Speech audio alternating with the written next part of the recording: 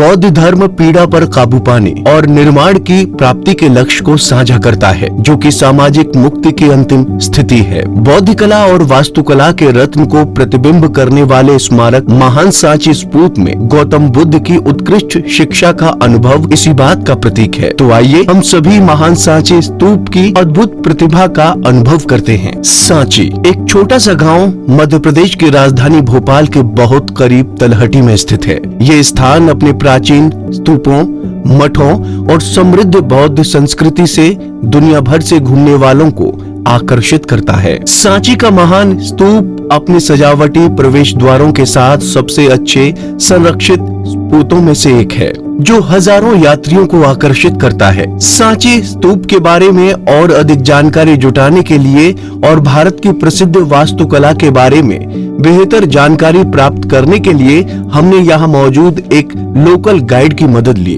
पंजाब केसरी देख रहे दर्शकों को मेरा नमस्कार। मैं हूं रोहित अरोरा।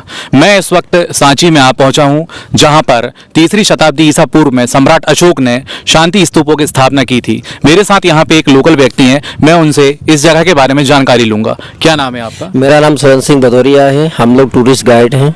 अच्छा, यहाँ के बारे में कुछ विशेषताएं बताइए। हाँ जी सर जी। अशोक ने जो स्तूपा का निर्माण किया था ईसा से 300 वर्ष पहले, क्यों किया सांची को?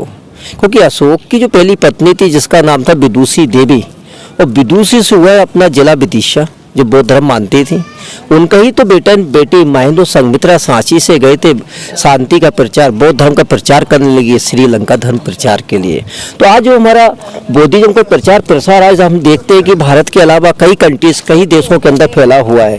ये सब अशोक के द्वारा, उसके बेटी महेंद्र के द्वारा फैलाया गया है, और ये शांति का संदेश है जो पूरे विश्व के अंदर आज सांची से पहुंचा है। यहाँ पे मैंने देखा है आगे की बहुत सी प्रतिमाएं खंडित हो चुकी हैं, क्या वजह है इसकी? ये प्रतिमा जो खंडित है हम लोग देखते हैं जो गुप्ता एम्पायर के टाइम की है, लगभग 1500 प्राचीन प्रतिमा है। परंतु ये खंडर क्यों ही?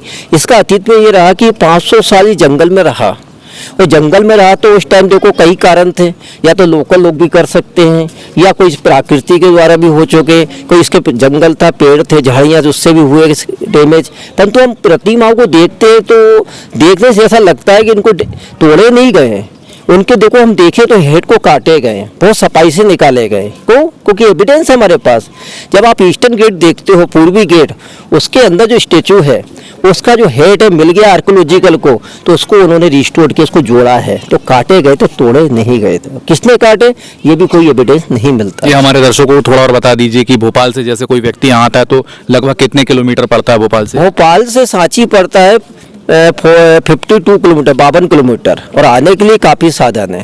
कि भोपाल टू विदिशा हर 15 मिनट में नादरा बस स्टैंड से बस चलती है भोपाल से जो विदिशा के लिए, लगभग 1 से 1.5 घंटे में सांची वो पहुंचा देती है। इसके अलावा कुछ हमारे लोकल ट्रेन के स्टॉपेज भी सांची के अंदर है, और कुछ टूरिस्ट चाहे तो अपना पर्सनल व्हीकल भी ला सकते हैं, टैक्सी भी हायर कर सकते हैं, और यहाँ रुकने के लिए भी काफ़ी रिसोर्ट बने हुए। वर्तमान सांची स्तूप की अर्धगोलाकार इमारत व्यास में 2 गुनी है। अशोक की पत्नी रानी देवी और उनकी बेटी विदिशा ने इस स्मारक के निर्माण की देखरेख की। सांची स्तूप वास्तुकला का निचला हिस्सा अभी भी जमींदोज है, जबकि ऊपरी हिस्से को छत्र नामक छतरी के नीचे रखा गया है। सांची स्तूप के तथ्य दुनिया भर के इतिहास प्रेमियों को लुभाते हैं, और इसी के चलते यहाँ देश विदेश से लोग घूमने चले आते हैं। और ऐसे ही कुछ सैलानियों से हमने सांची की विशेषताओं के बारे में जाना। क्या नाम है आपका? हमारा नाम रंजीत पात्र है। अच्छा जी, पहली बार आए यहाँ पे? नहीं, हमें ये 3rd टाइम आ रहे हैं। अच्छा, कैसा लगता है यहाँ पे आके? यहाँ पर आके पुराना हिस्ट्री रीओपन हो जाता है, रीमेमोराइज करते हैं, और कुछ नहीं है। यहाँ पर देखिए इतना जो इंडियन एंसेंट कल्चर ये कैसा कितना रिच था, यही अपने को प्राउड फील करते हैं जो यही कल्चर हम लोग का था, ये हमारा कंट्री का यही सब इतना फैला हुआ है। ये सब एक्चुअली दिस वाज जंगल का अंदर में दफा हुए थे। ये कोई बाहर का इंग्लिश कोई आके इसको रीओपन किया है। ये हम लोग का ऐसे पढ़ा हुआ नहीं था। ये बहुत पुराने अशोक का, बुद्ध का 2000 साल बाद में अशोक का जन्म हुआ था। अशोक ही इसको लगाए थे, लेकिन ये उसका बाद मुगल डायनेस्टी उस समय आया था, इसका प्रचार नहीं होता, ये जंगल के अंदर में दफा हुआ था। उसका बाद कोई आर्कोलॉजिकल हेड आया था इंग्लिश एम्पायर का, वो आके इसको हेरिटेज को निकाले थे और वो आपको ये हमारा इंडियन कल्चर को और फैलाया हुआ है। 200 रुपए के नए नोट के अगले हिस्से में अशोक स्तंभ की तस्वीर है। नोट में सांची स्तूप की बहुत ही मनमोहक तस्वीर लगी है, जो भगवान बुद्ध की बौद्धिक समृद्धता वाले भारत की तस्वीर पेश करता है। आइए इसके बारे में और भी अधिक जानते हैं। हाँ सर जी, सांची को 1989 में इसको विश्व धरोहर में इसको शामिल किया गया था यूनेस्को के द्वारा।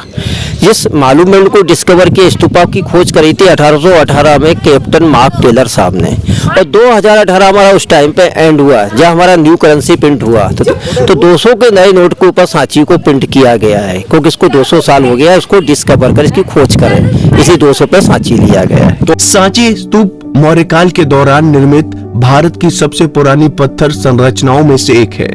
सांची स्तूप की मूर्तियां, स्मारक और हरे भरे उद्यानों को यूनेस्को द्वारा विश्व धरोहर स्थल के रूप में नामित किया गया है। सांची स्तूप की भव्य संरचना दुनिया भर से यात्रियों और तीर्थयात्रियों को आकर्षित करती है। ऐतिहासिक महलों, शानदार स्मारकों, प्राचीन मंदिरों, आकर्षक संग्रहालयों और आकर्षक प्राकृतिक सुंदरता का अनुभव करने के लिए आप सांची जरूर आ सकते हैं। पंजाब केसरी टीवी के लिए रोहित अरोरा की रिपोर्ट। हमसे जुड़े रहने के लिए हमारे YouTube चैनल को सब्सक्राइब करें और नई वीडियो की नोटिफिकेशन के लिए बेल आइकॉन को दबाएं। अगर आप ये वीडियो Facebook पर देख रहे हैं तो लाइक जरूर करें और ज्यादा से ज्यादा शेयर करें। धन्यवाद।